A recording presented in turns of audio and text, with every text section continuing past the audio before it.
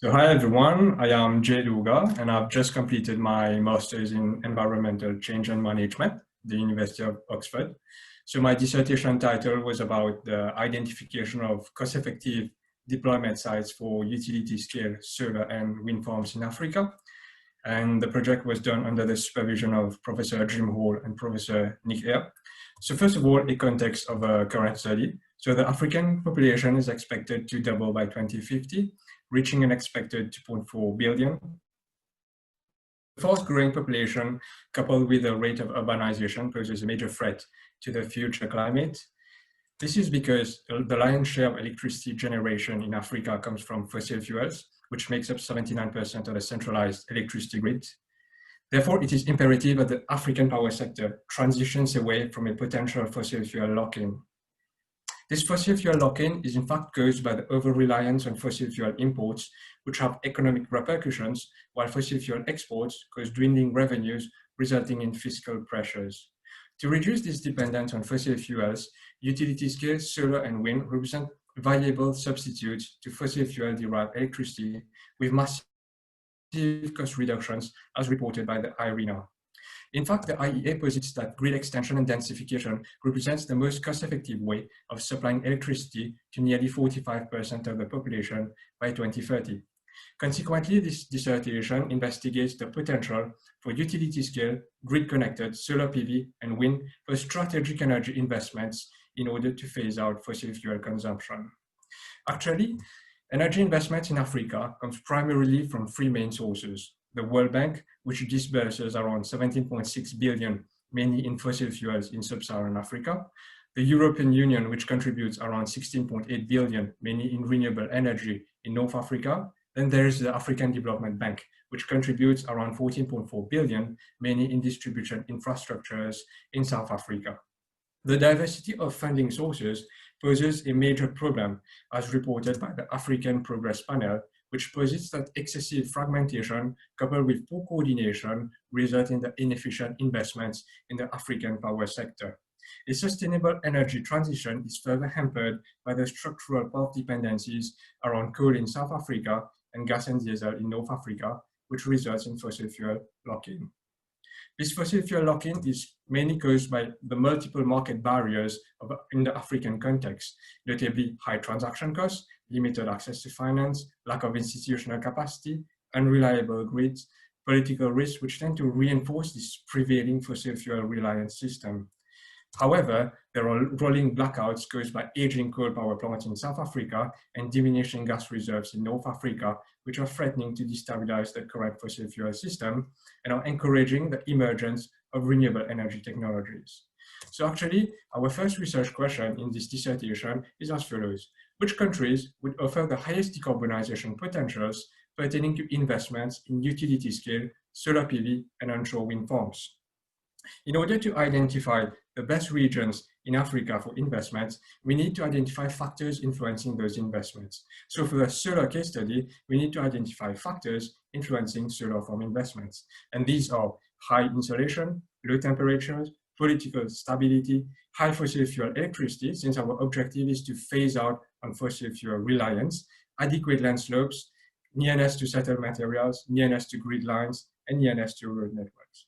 So combining those different factors, suitably weighted based on the influence, would generate propitious regions in Africa where to channel those investments.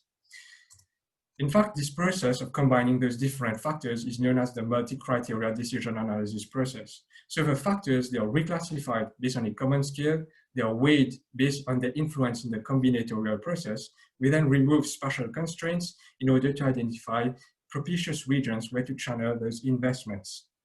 Actually, the spatial constraints identified in the current study are as follows. We have water bodies, protected areas, we have technical constraints such as slope greater than 10%, elevation greater than 2 kilometers. We remove settled materials. We also remove high net primary productivity region, since we want to conserve as much vegetation as possible, since it is a climate-related study. We remove disputed territories, which are not suitable for investments. And the resulting solar farm investment potential map is shown here. The red regions delineates the very high investment potentials and can be seen from this figure that Egypt and South Africa has very high investment potentials when it comes to solar. We also repeat the analysis for the wind case study with suitably weighted factors in order to generate the wind farm investment potential map of Africa. Here, in the wind farm investment potential map, we observe that there are very high investment potential in Algeria and also in parts of South Africa. However, owing to the underlying uncertainties in the formulation of the model itself, the socioeconomic parameters were varied in order to observe the response on spatial scales. So we account for further build-out of transmission networks, of road networks, and of population expansion, and we note that there are no appreciable change on spatial scales for both solar and wind potential, and this gives an indication of a robustly built model. Besides, we also perform additional sensitivity tests by varying the supply, the demand, and the risk side factors. For example, for the solar, we actually do a sensitivity analysis on the supply side factor, on the risk aversion factors, and on the demand side factors. And out of this, we conclude that Egypt offers propitious conditions for solar utility scale solar farm investments because it has one of the highest insolation in the whole African continent with about 257 watt per meter square, has a high rate of successful PV projects, and therefore has an established supply chain already in place for actually turning these investments into good projects. They also rely heavily on gas and diesel for electricity, which gives tremendous potential for decarbonizing the African power sector. It has low monthly power outages, has a relatively political stable climate, and has also low fossil fuel subsidy, which makes renewable energy investments quite competitive in the continent. Also, we perform a sensitivity analysis on the wind farm investment factors. We do a sensitivity test on the supply side factors, on the risk aversion factors, and on the demand side factors for the wind case study.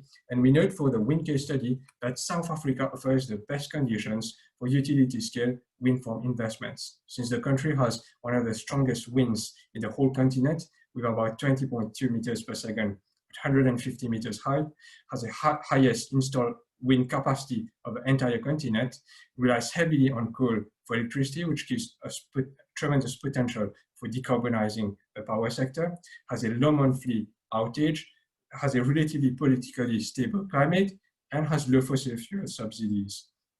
Actually, we then follow up on our second research question, which is as follows. So where to strategically invest in the identified countries in order to cost effectively decarbonize the electricity grid of the entire continent?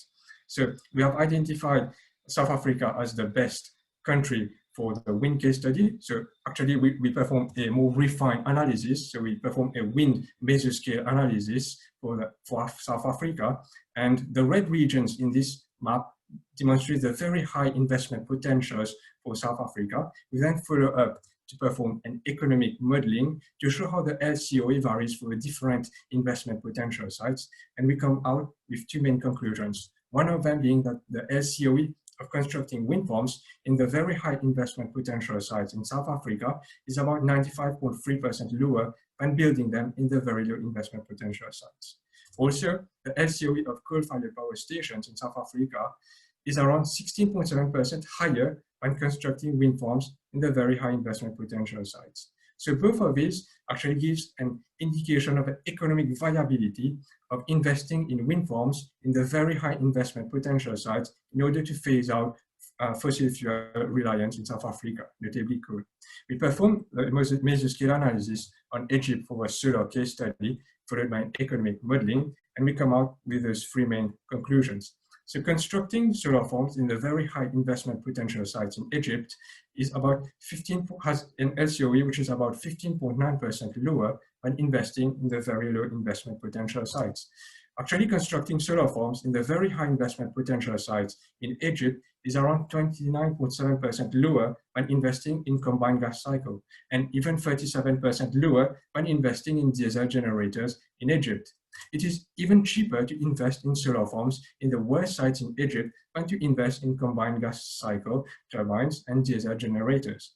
So our main conclusion in this study is as follows. The strategic investments of utility scale solar farms in Egypt and wind farms in South Africa at the very high investment potential zones is economically viable, thereby offering a route towards effective African power sector decarbonization.